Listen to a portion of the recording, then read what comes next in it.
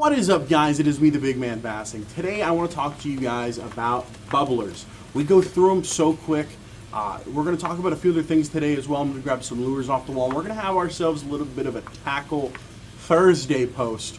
So we have our 100-hour, our 60-hour, and our 44-hour systems right here. So I'm going to show you guys some tips and tricks to keep these guys alive a lot longer. Now, I'm just going to use the 44-hour one for an example. I'm going to put these back over here. We're going to talk about how we can keep these alive longer. So, first and foremost, the most forgotten thing about bubblers is so many people take them out the package and throw this away. Now, a lot of people go, well, it's just the case they come in, we don't need them. People don't always look. Now, so if you look here on the back, you're going to see that little slit right there at the top. That is actually for this little metal prong to go through. And if you look here on the top, there's that hole, which allows you to put the hose on it while it's inside this case. Now, when it sits in this case, it normally sits upright so you can read it. You're going to rotate it upside down, and you're going to be able to take this, right? And you're going to be able to put it through that back. It's easier to not do it this way. You normally want to bend it out a little bit. Then you'll be able to put it through that back hole, allow it to hold there, close it so it's tight again.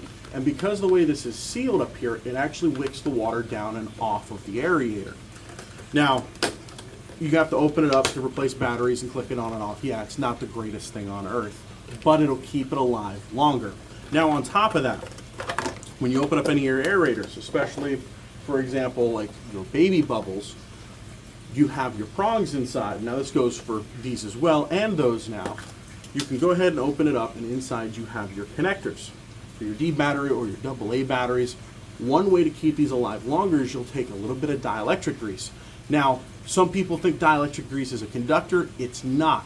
Working in the automotive industry, it just keeps water off of your electronics or connections. So with that, the biggest thing that kills these things is rust from water getting in there, from us leaving in the bed of the truck or leaving them in the bucket and things like that. So one thing I can tell you that'll keep these alive a heck of a lot longer is putting dielectric grease on your connectors. And you can open these up because this is an electric motor in here. It's never easy to get these open, but you can put some dielectric grease on the components in here. That'll keep the water out of the motor, that'll keep the water off of your connectors and keep this thing running a heck of a lot longer, along with using it on these as well, because these don't come with that protective case like I was talking about. You're going to have these bubblers that are going to go bad quick, and you're going to come see me and buy more of these and be like, I have like 30 of these sitting on the floorboard of my truck that don't work anymore. I have a whole 5-gallon bucket in my garage. And a lot of times, even for the ones that are sitting in your garage and stuff like that, you can go ahead and take a little bit of steel wool to them, or take a little bit of a spray or cleaner to them, and let them dry out, do all that, stick a brand new set of batteries in them, clean the terminals off and all that, and they'll probably come back to life. Use them as a backup aerator, stuff like that. So for our next section talking about lures, I figured I'd come out here so you guys get to see a little bit better imaging of them. We're going to talk about the 3 go-to lures for me for this time of year. Now, first off, top water. Top water is a great option. Here in the shop, we have some of these top knockers from Missouri. They sit great in the water. They perform well. Easy top water to use, early morning, late afternoon. It's when I normally want to throw my top waters. Sometimes it's midday. If you see a lot of stuff on the surface, you want to work through that school. They work great for trout.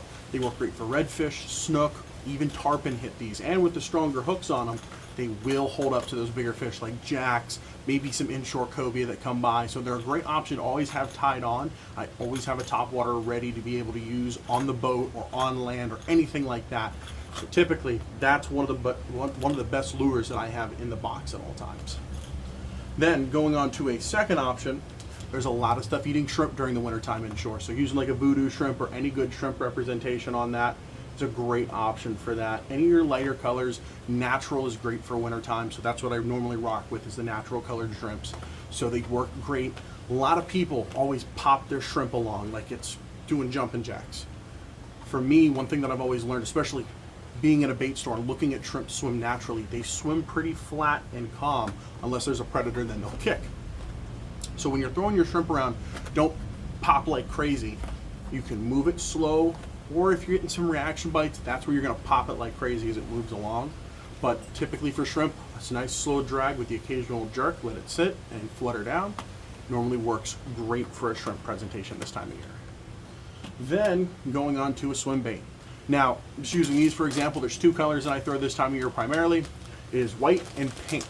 If you guys watched the video over on my Instagram, I showed some of the options and colors. There's a bunch of really good options, but pink and white are primarily my top baits to use during this time of year on either like a 1/4 ounce head or a 3/16 or an 1/8 ounce, typically for your shallow water fishing inshore or even out on the boat. Those are some good options to have in a few feet of water. If you're looking for something to throw a little bit heavier, you could always go to a 1/2 ounce jig head, or even go up to a 5-inch bait and throw a 1/2 ounce jig head with like maybe some of your Redfish Magic jigs. Stuff like that would be a good option as well. But then we're going to talk about a little bit more on the leader materials that we use and why maybe I use one maybe a little different than you guys. So for our next item we're going to talk about, I'm going to talk to you guys a little bit about the differences between monofilament and fluorocarbon, because this is the great debate and I would love to throw my hat on the ring or in the ring to tell you guys a little bit more about this. Now, with all of my years and years of experience fishing and learning about this stuff, going to these tackle seminars, going to ICAST and sitting down and talking with these guys, this is my professional opinion on monofilament versus fluorocarbon.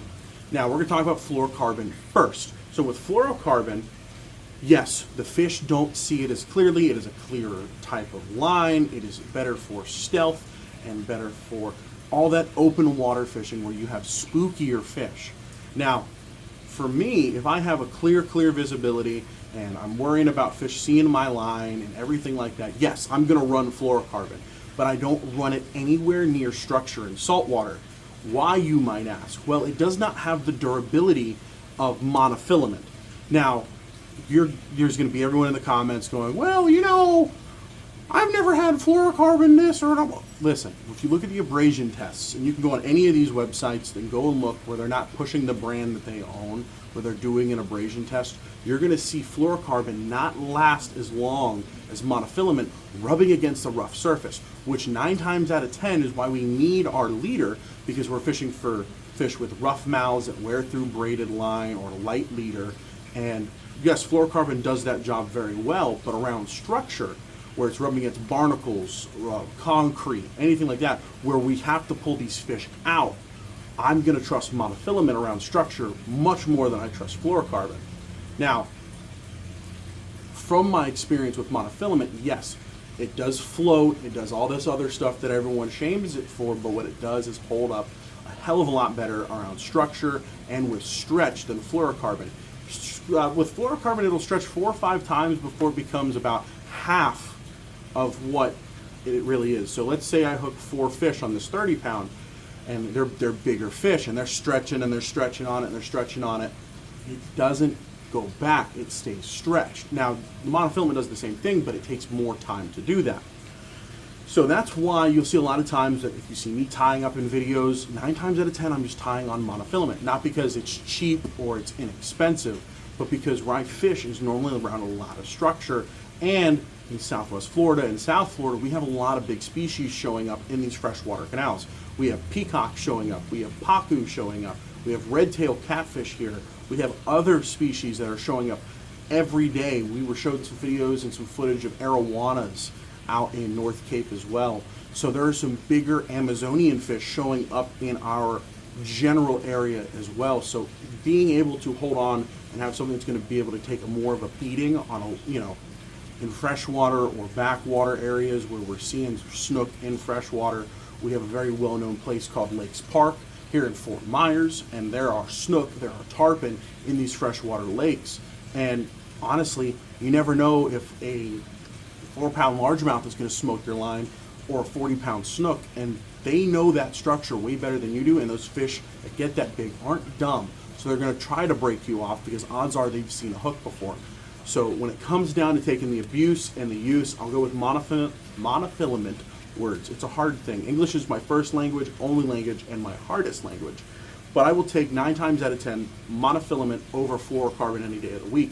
Here, now if you're fishing up in the lakes, North Florida, or fishing a crystal clear aquifer or anything like that, I understand why you're using the fluorocarbon. But down here in the murkier water where it's stained and all that, I don't need it to be hidden. That's just as well.